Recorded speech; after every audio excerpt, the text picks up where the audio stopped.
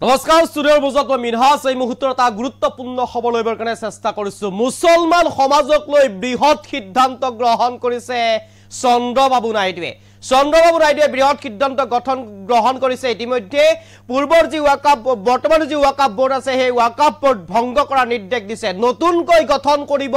ওয়াকাব board আৰু মুছলমানৰ সম্পত্তি সম্পূৰ্ণৰূপে সুৰক্ষিত কৰি ৰাখিব এতিয়া চন্দ্ৰবাবু নাইডুৱে ওয়াকাব বোৰ্ডক লৈ যি বিতৰ্ক হৈ আছিল যি পূৰ্বৰ যি বৰ্তমানৰ যি ওয়াকাব বোৰ্ড বিতৰ্কৰ মাজত সোমাই পৰিছে হেয়া অৱসান ঘটিব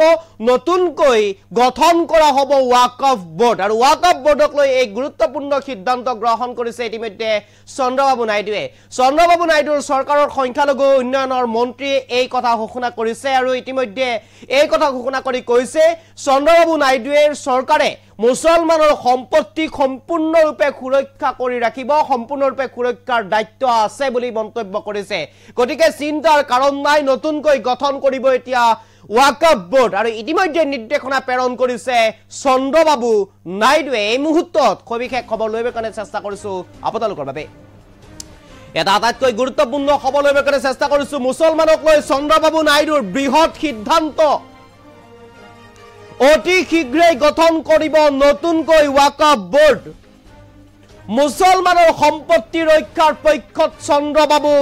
নাইডু পূৰ্বৰ চৰকাৰে গঠন কৰা বিতৰ্কিত ওয়াকাব বোৰ্ড ভংগ কৰিবলৈ নিৰ্দেশ দিছে চন্দ্ৰবাবু নাইডুৱে দীৰ্ঘদিনৰ পৰা ওয়াকাব বোৰ্ডৰ কাম স্থবিৰ হৈ আছিল পূৰ্বৰ যিখন ওয়াকাব বোৰ্ড আছে সেই ওয়াকাব বোৰ্ড বৰ্তমান সময়ত স্থবিৰ হৈ আছিল কাম কাজসমূহ ওয়াকাব বোৰ্ডৰ কোন সভা অধ্যক্ষ তাক লৈ চলিছিল বিতৰ্ক আৰু যাৰ বাবে বোৰ্ডখনৰ কাম কাজ সম্পূৰ্ণৰূপে বন্ধ হৈ পৰিছিল আৰু ইতিমধ্যে বৰ্তমানৰ বিতৰ্কিত ওয়াকাব বোৰ্ড ভংগৰ নিৰ্দেশ দিছে চন্দ্ৰবাবু নাইডুৱে আৰু নতুনকৈ এতিয়াৰে পৰা গঠন কৰিব ওয়াকাব বোৰ্ড এই কথা ঘোষণা নাইডু চৰকাৰৰ সংখ্যালঘু কল্যাণ মন্ত্ৰী এন ফাৰুকে কয় মুছলমানৰ সম্পত্তি ৰক্ষাৰ ক্ষেত্ৰত দায়বদ্ধ নাইডু চৰকাৰ আৰু ইতিমধ্যে এই খবৰ লইবৰ কাৰণে চেষ্টা কৰিছো আপোনালোকৰ বাবে চন্দ্ৰবাবু নাইডুৱে মুছলমানক লৈ বৃহৎ সিদ্ধান্ত গ্ৰহণ কৰিছে অতি শীঘ্ৰেই গঠন কৰিব নতুনকৈ ওয়াকাব বোৰ্ড মুছলমানৰ সম্পত্তি ৰক্ষাৰ পক্ষত এতিয়া চন্দ্ৰবাবু নাইডু পূৰ্বৰ চৰকাৰে গঠন কৰা বিতৰ্কিত ওয়াকাব বোৰ্ড ভংগ কৰিবলৈ নিৰ্দেশ প্ৰেৰণ কৰিছে নাইডুৱে দীৰ্ঘদিনৰ পৰা ওয়াকাব বোৰ্ডৰ কাম স্থবিৰ হৈ আছিল আৰু ওয়াকাব বোৰ্ডৰ কোন হ'ব অধ্যক্ষ তাক লৈ চলিছিল বিতৰ্ক আৰু ইতিমধ্যে বিতৰ্কৰ অৱসান ঘটাই এই সিদ্ধান্ত গ্ৰহণ কৰিছে বৰ্তমানৰ যিখন ওয়াকাব বোৰ্ড আছে ওয়াকাব বোৰ্ড ভংগ কৰাৰ নিৰ্দেশ প্ৰেৰণ কৰিছে চন্দ্ৰবাবু নাইডুৱে আৰু চন্দ্ৰবাবু নাইডুৱে ওয়াকাব বোৰ্ড ভংগ কৰাৰ সিদ্ধান্ত গ্ৰহণ কৰিছে আৰু নতুনকৈ গঠন কৰিব এতিয়া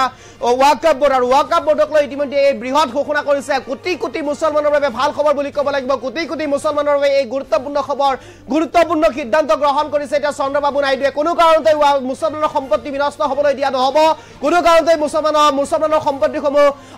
বিলুপ্তি হ'বলৈ দিয়া নহ'ব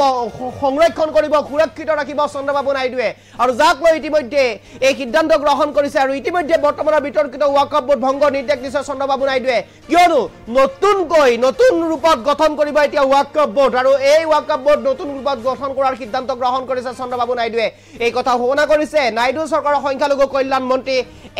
এন ফাৰুকে আৰু ফাৰুকে কয় মুছলমানৰ সম্পত্তি ৰক্ষাৰ ক্ষেত্ৰত দায়বদ্ধ এতিয়া নাইডু চৰকাৰে এক প্ৰকাৰ যে বৃহৎ সিদ্ধান্ত গ্ৰহণ কৰিছে ওয়াকাব বোৰ্ডক লৈ শেহতীয়াভাৱে যি বিতৰ্ক চলি আছিল সেই বিতৰ্কৰ অৱসান ঘটিব এতিয়া কাৰণ ওয়াকাব বোৰ্ড নতুনকৈ গঠন কৰা হ'ব নতুনকৈ ওয়াকাব বোৰ্ড গঠন কৰি মুছলমানৰ সম্পত্তি ৰক্ষাৰ ক্ষেত্ৰত এক প্ৰকাৰ এতিয়া দায়বদ্ধ বুলি ঘোষণা কৰিছে চন্দ্ৰবাবু নাইডুৱে আৰু ইতিমধ্যে বৰ্তমানৰ যিখন ওয়াকাব বোৰ্ড আছিল সেই ওয়াকাব বোৰ্ড সম্পূৰ্ণৰূপে বিতৰ্কৰ আৱৰ্তত সোমাই পৰিছিলে কোন হ'ব অধ্যক্ষৰ পদৰ বাবে কেইবাটাও বিতৰ্কৰ আৱৰ্তত সোমাই পৰিছিলে ওয়াকাব বোৰ্ডখন আৰু ওয়াকাব বোৰ্ড বিতৰ্কৰ আৱৰ্তত সোমাই থকাৰ বাবে সম্পূৰ্ণ কাম কাজ স্থবিৰ হৈ ৰৈছিলে কাম কাজ বন্ধ হৈ পৰিছিলে আৰু যাৰ বাবে চিন্তিত হৈ পৰিছিলে মুছলমান সমাজ মুছলমান লোকসকল চিন্তিত হৈ পৰিছিলে আৰু সেই চিন্তাৰ অৱসান ঘটাই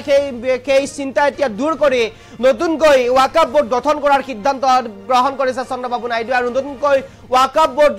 গঠন কৰিবৰ বাবে নিৰ্দেশ প্ৰেৰণ কৰিছে আৰু পূৰ্বৰ বৰ্তমানৰ যিখন ওয়াকাব বোৰ্ড আছিল সেই ওয়াকাব বোৰ্ড ভংগ কৰিবলৈ নিৰ্দেশ প্ৰেৰণ কৰিছে আৰু ইতিমধ্যে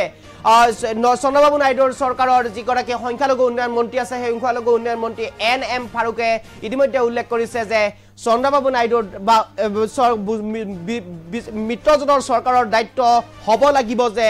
মুছলমানৰ সম্পত্তি ৰক্ষা কৰা। এই মুহূৰ্তত কবিকাক লৈ কাৰণে চেষ্টা কৰিছোঁ আপোনালোকৰ বাবে।